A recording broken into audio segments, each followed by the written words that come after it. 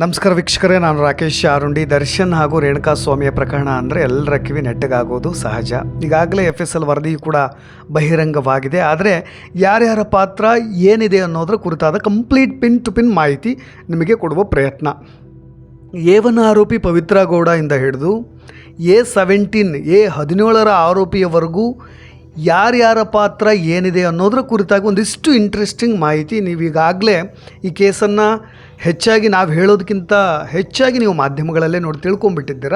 ಆದರೂ ಕೂಡ ಅವರ ಭಾವಚಿತ್ರದೊಂದಿಗೆ ಅವರ ಪಾತ್ರಗಳನ್ನು ಕೂಡ ವಿವರಿಸ್ತಾ ಹೋಗ್ತೇನೆ. ಈಗಾಗಲೇ FSL ವರದಿಯೂ ಬಂದಿರೋದರಿಂದ, ಪೊಲೀಸರ ಕೈ ತಲುಪಿರೋದರಿಂದ ಒಂದಿಷ್ಟು ಸವಿಸ್ತಾರವಾದಂಥ ಮಾಹಿತಿ.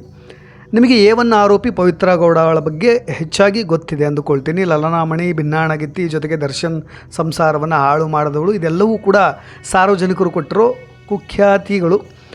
ಜೊತೆಗೆ ಈ ರೇಣುಕಾ ಸ್ವಾಮಿ ಹತ್ಯೆಗೆ ಮೂಲ ಕಾರಣ ಅಂದರೆ ಪವಿತ್ರ ಗೌಡ. ಹಾಗಾಗಿ ಈಕೆಯನ್ನು A1 ಆರೋಪಿಯನ್ನಾಗಿ ಮಾಡಲಾಗಿದೆ. ಕೊಲೆ ನಡೆದಾಗ ಈಕೆ ಸ್ಥಳದಲ್ಲಿದ್ದಳು. ಜೊತೆಗೆ ಕೃತ್ಯ ನಡೆದ ಸ್ಥಳದಲ್ಲಿ ನೆಟ್ವರ್ಕ್ ಸಾಕ್ಷಿಗಳಾಗಿರ್ಬೋದು, CCTV ಫೂಟೇಜ್ ಆಗಿರ್ಬೋದು, ಎಲ್ಲವೂ ಕೂಡ ಈಗಾಗಲೇ ಟೆಕ್ನಿಕಲ್ ಎವಿಡೆನ್ಸ್ ಆಗಿ ಸಿಕ್ಕಿದೆ. ಜೊತೆಗೆ ರೇಣುಕಾ ಸ್ವಾಮಿಗೆ ಚಪ್ಪಲಿಯಿಂದ ಹೊಡೆಯುತ್ತಿದ್ದು ಇವಳೇ. ಅದನ್ನು ಪೊಲೀಸರು ಕೂಡ ಖಚಿತಪಡಿಸಿಕೊಂಡಿದ್ದಾರೆ. ಪೊಲೀಸರ ಮುಂದೆಯೂ ಕೂಡ ಹೇಳಿಕೆಯನ್ನು ಕೊಟ್ಟಿದ್ದಾಳೆ. ನೆಕ್ಸ್ಟ್ A2 ಆರೋಪಿ ದರ್ಶನ್ ಬಗ್ಗೆ ಹೆಚ್ಚೇನು ಹೇಳಬೇಕಾಗಿಲ್ಲ. ಕನ್ನಡದ ಬಿಗ್ ಸ್ಟಾರ್ ನಟ. ಕೊಲೆ ಆಗಲಿಕ್ಕೂ ಕೂಡ ಪ್ರಮುಖ ಕೈವಾಡ ಇವರದ್ದು ಇದೆ ಅನ್ನೋದು ಈಗಾಗಲೇ ತಿಳಿದು ಬಂದಿದೆ. ಕೊಲೆ ಬಳಿಕ ಹಣವನ್ನು ಕೊಟ್ಟು ಅದು ಬರೋಬ್ಬರಿ 80 ಲಕ್ಷದವರೆಗೂ ಹೋಗಿತ್ತು ಅನ್ನೋದು ಸುದ್ದಿ.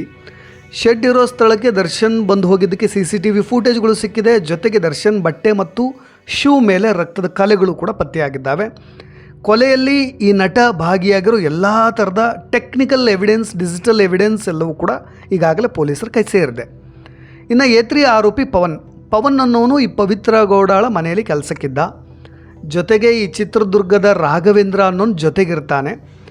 ಫೇಕ್ ಇನ್ಸ್ಟಾಗ್ರಾಮ್ ID ಮುಖಾಂತರ ರೇಣುಕಾ ಸ್ವಾಮಿ ಜೊತೆಗೆ ಚಾಟ್ ಮಾಡಿ ಆತನ ರಿಯಲ್ ನಂಬರನ್ನು ಪಡೆದು ಶೆಡ್ಗೆ ಕರೆತರುವಲ್ಲಿ ಪ್ರಮುಖ ಪಾತ್ರ ವಹಿಸಿದವನು ಈ ಪವನ್.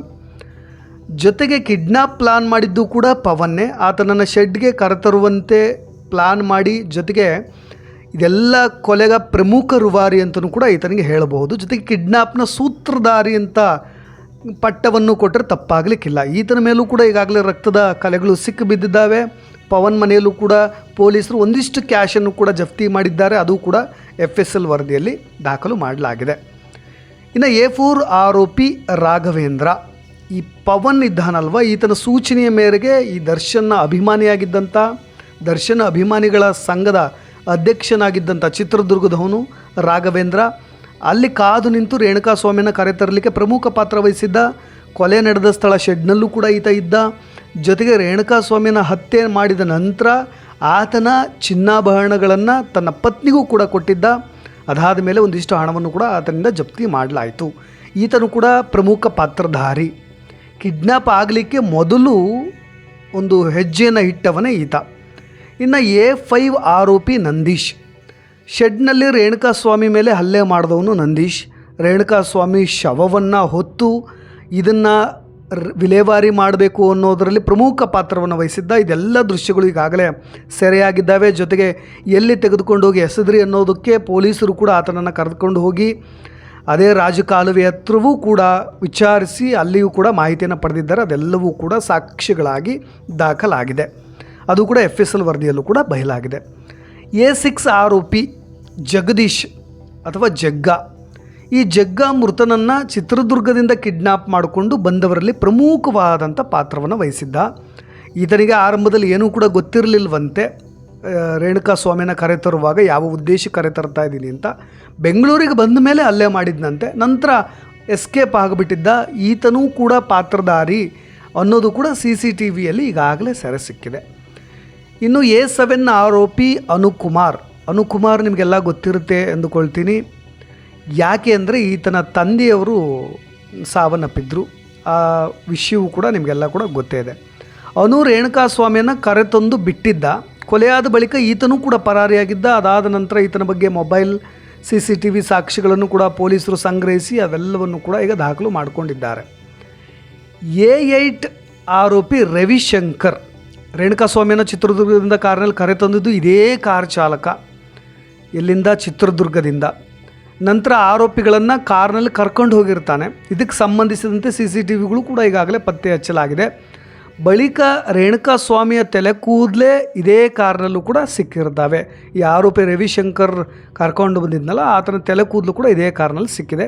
ಅದು ಕೂಡ FSL ಎವಿಡೆನ್ಸಲ್ಲಿ ಸಿಕ್ಕಿಬಿಟ್ಟಿದೆ. ಇನ್ನು A9 ಆರೋಪಿ ಧನರಾಜ್ RR ನಗರದ ನಿವಾಸಿ. ಈತ ಮೃತನ ಮೇಲೆ ಹಲ್ಲೆ ಮಾಡುವಾಗ ಅದೇ ಸ್ಥಳದಲ್ಲಿ ಇದ್ದುಕೊಂಡು ಹಲ್ಲೆ ಮಾಡಿದ್ದ. ರೇಣುಕಾಸ್ವಾಮಿಗೆ ಶಾಕ್ ಕೊಡಲಿಕ್ಕೂ ಕೂಡ ಈತನಿಂದ ಎಲೆಕ್ಟ್ರಿಕ್ ಮೆಗ್ಗರ್ ಮೆಷಿನ್ನ ತರಿಸಲಾಗಿತ್ತು. ಆ ಎಲೆಕ್ಟ್ರಿಕ್ ಮೆಗ್ಗರ್ ಮೆಷಿನಿಂದ ಶಾಕ್ ಕೊಟ್ಟಿದ್ರಲ್ಲ, ಅದೆಲ್ಲವಕ್ಕೂ ಕೂಡ ಈ ಧನರಾಜೇ ಕಾರಣ. ಈತನೇ ಶಾಕನ್ನು ಕೂಡ ಕೊಟ್ಟಿದ್ದ. ಅದಕ್ಕೆಲ್ಲವೂ ಕೂಡ ಸಾಕ್ಷಿಗಳು ಕೂಡ ಎಲ್ಲರಿಂದ ಕೂಡ ವರದಿ ತರಿಸಿಕೊಳ್ಳಲಾಗಿದೆ. ಅವರು ವಿಚಾರಣೆ ವೇಳೆ ಕೂಡ ಬಾಯ್ಬಿಟ್ಟಿದ್ದಾರೆ. ಆರೋಪಿ ವಿನಯ್, ಈತ ಸ್ಟೋನಿ ಬ್ರೂಕ್ ರೆಸ್ಟೋರೆಂಟ್ನ ಮಾಲೀಕ. ಶೆಡ್ನಲ್ಲಿ ರೇಣುಕಾಸ್ವಾಮಿಯನ್ನು ಲಾಠಿಯಿಂದ ಹಲ್ಲೆ ಮಾಡಿದ್ದ. ಮನಬಂದಂತೆ ಹೊಡೆದ್ಬಿಟ್ಟಿದ್ದಾನೆ. ಈತನೂ ಕೂಡ ಮೊದಲಿನಿಂದಲೂ ದರ್ಶನ್ ಜೊತೆಗೆ ಇದ್ದಿದ್ದು ನೀವೆಲ್ಲವೂ ಕೂಡ ಅನೇಕ ವಿಡಿಯೋಗಳಲ್ಲಿ, ಪ್ರೆಸ್ ಮೀಟ್ಗಳಲ್ಲಿ, ಜೊತೆಗೆ ಸಾಮಾಜಿಕ ಪ್ರದೇಶಗಳಲ್ಲೂ ಕೂಡ, ಬಹಿರಂಗ ವೇದಿಕೆಗಳಲ್ಲೂ ಕೂಡ ನೋಡಿದ್ದೀರಾ ವಿನಯನ್ನು. ಜೊತೆಗೆ ಈತನ ಲಾಠಿಯಿಂದ ಹೊಡೆದಿದ್ನಲ್ಲ, ಆಗ ಲಾಠಿಯಲ್ಲಿ ಮೃತನ ರಕ್ತದ ಮಾದರಿ ಇತ್ತು. ಜೊತೆಗೆ ವಿನಯ್ ಬಟ್ಟೆಯಲ್ಲೂ ಕೂಡ ಇದೇ ರಕ್ತದ ಮಾದರಿ ಕೂಡ ಸಿಕ್ಕಿದೆ. A11 ಮತ್ತು 12 ಆರೋಪಿಗಳು ನಾಗನ ಜೊತೆಗೆ ಲಕ್ಷ್ಮಣ್ ಸೇರಿ ಇವರಿಬ್ಬರು ಕೊಲೆಯಾದ ಬಳಿಕ ಮೃತದೇಹ ಸಾಗಿಸಲಿಕ್ಕೆ ಪ್ಲ್ಯಾನ್ ಮಾಡಿದರು. ನಾಗನ ಜೊತೆ ಲಕ್ಷ್ಮಣ್ಣನವ್ರನ್ನೂ ನೀವು ನೋಡಿರ್ತಾರೆ, ದರ್ಶನ್ ಜೊತೆಗೆ ಯಾವಾಗಲೂ ಕೂಡ ಇರ್ತಾರೆ ಅವ್ರ ಮನೆಯಲ್ಲಿ. ಕಾರ್ ಡ್ರೈವರ್ ಅಂತಲೇ ಹೇಳ್ಬೋದು. ನಾಗರಾಜು ನಟ ದರ್ಶನ್ ಅನಧಿಕೃತವಾದಂಥ ಮ್ಯಾನೇಜರು. ನಾಗರಾಜ್ ಅನ್ನೋನು ಕುಡಿತ ಪಾರ್ಟಿಯ ನಿರ್ವಹಣೆ ಈತನೇ ಮಾಡ್ತಾ ಇದ್ದಂತೆ. ಯಾವಾಗಲೂ ಕೂಡ ಏನಾದರೂ ಪಾರ್ಟಿ ಮಾಡೋದಾದರೆ ಎಲ್ಲವೂ. ಕೊಲೆ ವೇಳೆ ರೇಣುಕಾಸ್ವಾಮಿಗೆ ಒದ್ದಿದ್ದು ಈತನೇ. ಕೊಲೆ ಬಳಿಕ ಹಣ ಕೊಟ್ಟು ಶರಣಾಗುವಂತೆ ನಾಗರಾಜ್ ಪ್ಲ್ಯಾನ್ ಕೂಡ ಮಾಡಿದ್ದ. ಕೊಲೆ ಆರಂಭದಿಂದಲೇ ಈತ ನಟ ದರ್ಶನ್ ಜೊತೆಗಿದ್ದ. ಇನ್ನು ಆರೋಪಿ ಲಕ್ಷ್ಮಣ್, ಕೊಲೆ ವೇಳೆ ಸ್ಥಳದಲ್ಲಿದ್ದ ಲಕ್ಷ್ಮಣ್ ಕೊಲೆಯಾದ ಬಳಿಕ ಮೃತದೇಹವನ್ನು ಎಸೆಯಲಿಕ್ಕೂ ಕೂಡ ಹೆಲ್ಪ್ ಮಾಡಿರ್ತಾನೆ. ಅದಾದ ನಂತರ ಕ್ಯಾಶ್ ಕೊಡಲಿಕ್ಕೆ ಅಥವಾ ಈ ಮೃತದೇಹವನ್ನು ಸಾಗಿಸ್ಲಿಕ್ಕೆ ಎಲ್ಲದಕ್ಕೂ ಕೂಡ ಹೆಲ್ಪ್ ಮಾಡಿದವನು.